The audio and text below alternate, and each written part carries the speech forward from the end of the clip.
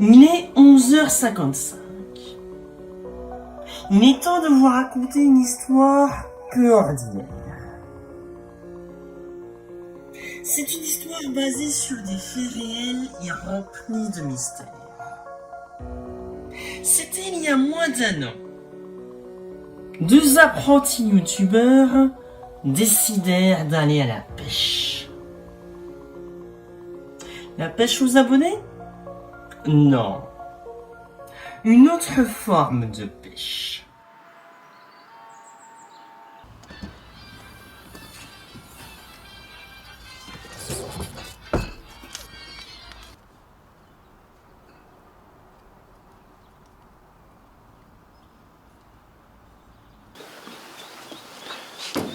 Oh putain, il est toujours pas là, ce bleu. Ah bah quand même. T'as pris la glacière au moins? Oui. T'as pris les bières? Oui. Est-ce que t'as pris au moins la canne à pêche? Les cannes à pêche?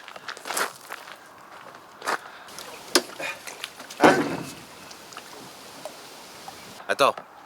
T'es après me dire que t'as pas pris les cannes à pêche. On a réussi à laisser nos femmes, on n'a pas nos lives le samedi, on s'est tapé 20 bornes, il y a des bouchons partout et t'es en train de me dire que t'as pas pris les cannes à pêche pour faire une partie de pêche? Écoute-moi bien. Tu vas bien m'écouter. Peut-être que pour la cuisine t'es fortiche, mais pour niveau organisation et niveau 7e art, t'es aux abonnés absents. Ah, déjà, j'ai déjà plus de 100 abonnés. Espèce de blaireau. T'es un tocard. T'es un youtubeur de seconde zone. Allez, viens dans la barre, fais pas le... Oh, oh putain, Guillaume, retourne-toi. Oh.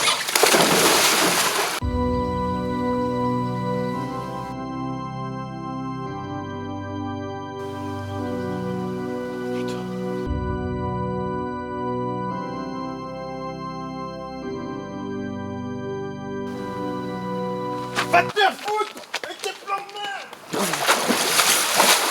Là, reviens. C'est ce trou de balle de Jack Sparrow.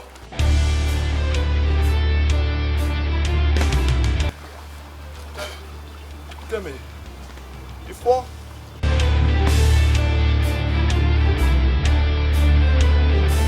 Grâce au succès d'Halloween et son bouche à oreille suscité par l'engouement autour de celui-ci, une société de production nommée AFCO Embassy propose un contrat de 2 films. Debra Hill, sa collaboratrice au scénario et à la production, s'exécute avec John afin de créer un film d'épouvante dans la lignée des films ayant bercé la cinéphilie de Jay-Z. Je suis le cuistot du ciné et je vais tenter de vous rassasier avec un plat assez savoureux, celui du film Fog de John Carpenter. C'est parti. Menu.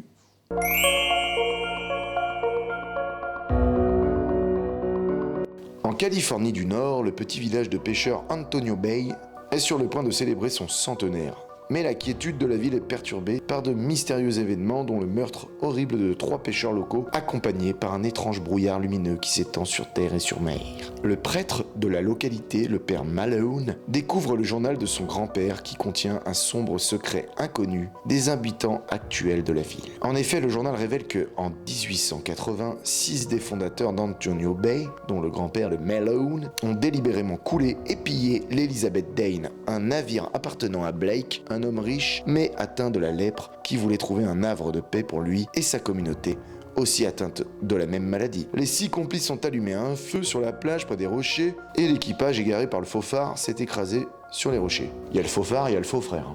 La ville et son église ont ensuite été fondées avec leurs pillés sur le navire échoué. Le brouillard mystérieux qui s'étend sur la ville est parcouru par les fantômes de Blake et de son équipage qui reviennent assoiffés de vengeance pour le 100e anniversaire du naufrage et de la fondation de la ville afin de prendre la vie de plusieurs personnes. C'est donc au scénario que l'on retrouve John Carpenter ainsi que sa complice de Halloween, Debra Hill, qui tous deux décident de s'inspirer de Lovecraft, Edgar Allan Poe, du côté de la littérature, puis des vieux films d'épouvante et notamment d'un film cher au réalisateur nommé The Crawling A, qui voit l'apparition de monstres à travers le brouillard. À la musique, Jojo, Again, avec un thème très sympa et qui démontre encore le talent du compositeur. À la photo, le génialissime Dean Cundey, dont je vous ai déjà parlé lors de mes dernières vidéos. Au montage, encore un visage familier, ou plutôt un nom familier, avec Tommy Lee Wallace, puis on retrouvera Wallace aux effets spéciaux et Dick Albin qui œuvront pour la création du brouillard aidé par de la neige carbonique. Petite pensée pour Yann Solo. Il réutilisera l'anamorphique 2.35.1, procédé cinématographique propre à son génie, malgré la prod qui paraît petite mais auquel John se contente avec enthousiasme car il a déjà plus que sur Halloween. En effet, le budget sera de 1 million de dollars, soit quasiment le double, et plus que sur le film de Michael Myers. Au casting, on retrouve Hal Holbrook en prêtre, acteur qui m'est très familier puisqu'il a joué un des flics ripoux dans le fameux film Magnum Force de Ted Post avec Clint Eastwood. Et oui, il y aura toujours du Clint Eastwood dans mes vidéos là. Que ça vous plaise ou non, Eastwood forever. Adrienne Barbeau, la star du film selon moi, qui ne cachait pas sa situation amoureuse avec le réal. Oui, en effet, ils se sont connus sur le tournage du Meurtre au 43e étage, le téléfilm que je vous ai parlé dans le roman d'Elvis. Mais revoyez les vidéos. Petite remarque, très belle femme qui jouait de ses charmes et de son charisme auprès du personnage joué par Charles Cyphers, encore un visage connu dans le cinéma de Carpenter. On retrouve Jamie Lee Curtis, encore, mais avec un rôle à la Laurie Strode évolué. En gros, elle joue au chat et à la souris avec Tom Atkins, là où notre cher Jamie était prude lors de la soirée macabre du film Halloween. On retrouve encore des gueules du ciné de Carpenter avec Darwick Johnson, qui était déjà l'interprète principal du film Assaut, Nancy Loomis, une des collègues de Laurie Strode dans Halloween, et en guest star, la maman herself de Jamie Lee, j'ai nommé Janet Leigh. Connue pour sa prestation sous la douche dans le film Psychose de Alfred Hitchcock, cher au réalisateur justement. Sans oublier la présence de John lui-même dans un petit rôle, puis de Rob Bottin en Capitaine Blake, connu pour ses effets make-up et qui participe aussi également à la production de ce film. J'ai résumé, je vous ai ouvert le casting, je vous ai donné l'entrée. Maintenant, qu'est-ce qu'on fait? On va goûter le plat. C'est parti.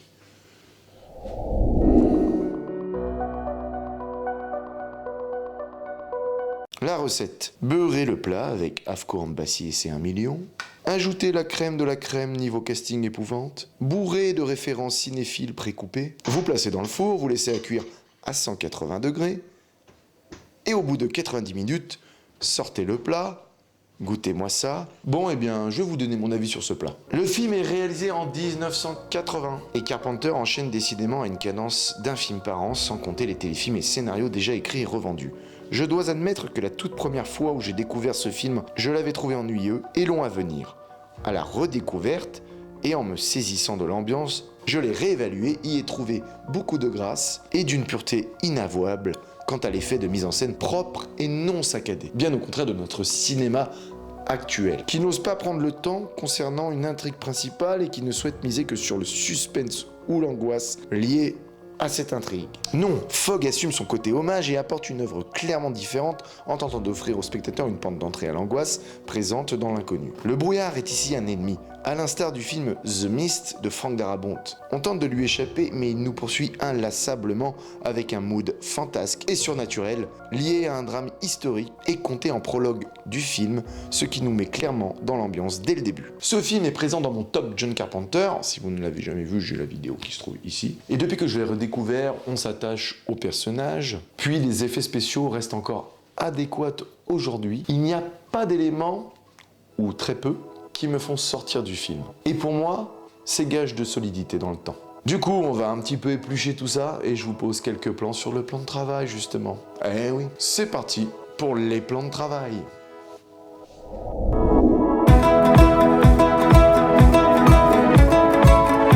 Si l'on doit reconnaître une chose à Carpenter, sur la façon dont il traite le cinéma, c'est sûrement la phase d'accroche de ses œuvres. Pour le moment, nous en sommes qu'au 5e film, mais cela fait plusieurs fois que je souligne ses intros via les miennes, avec beaucoup moins de talent.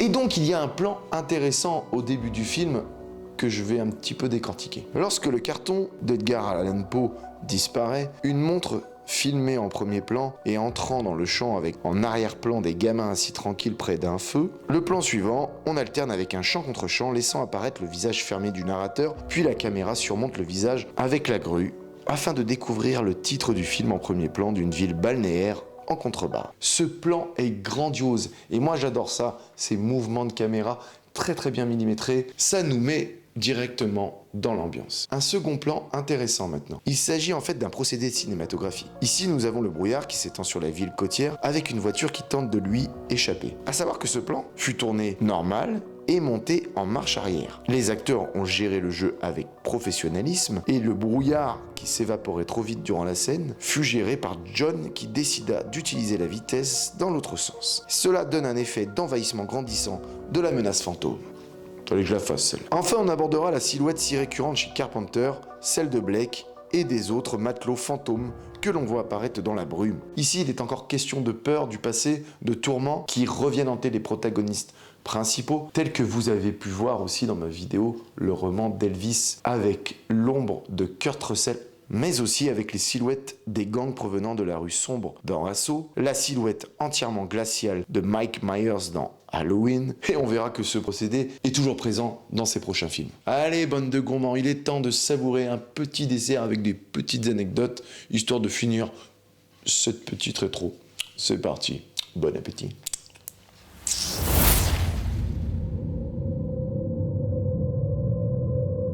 Le film fut tourné dans 3 lieux différents, en majeure partie en Californie, à savoir à Inverness, Pont Reyes, mais on retient surtout une scène qui fut tournée sur le lieu mythique à Bodega Bay, autrement dit le lieu où fut tourné Les Oiseaux d'Alfred Hitchcock. C'est une petite scène, mais je pense que ça a son importance pour John Carpenter, même si lui ne l'avoue pas dans les bonus. Je pense que c'est quand même un hommage. Deuxième anecdote, l'histoire est inspirée de faits réels qui remontent du XVIIIe siècle sur la côte californienne, justement. Enfin, comme vous le savez, John Carpenter aime les clins d'œil au cinéma, à proprement parler. Et donc, dans ce film, on retrouve plusieurs noms de ses ex-collaborateurs et des collaborateurs actuels. Le personnage joué par Charles Cyphers porte le nom de Dan O'Bannon. Vous savez qui c'est ? Pas besoin de vous le réexpliquer. Tom Atkins porte le nom de Nick Castle. Nick Castle, vous savez qui est, vous savez qui c'est. Et un acteur de seconde zone, George Buck Flower, qui joue Tommy Wallace. Voilà, ça sera tout pour cette petite vidéo. On se revoit très prochainement pour le chef-d'œuvre, celui qui m'a fait découvrir John Carpenter. J'ai nommé Escape from New York. Voilà. Il me reste encore des trucs à tourner, mais c'est pas grave. Voilà, pour ceux qui n'ont pas cette petite édition, n'hésitez pas à vous l'acheter, elle est géniale. Studio Canal 4K, je l'aime. Bisous mes loulous, à demain, ciao, Kiss Love Flex, qu'est-ce que tu fous là toi? Je t'ai pas rangé, maintenant faut que je range la cuisine, je vais me faire engueuler.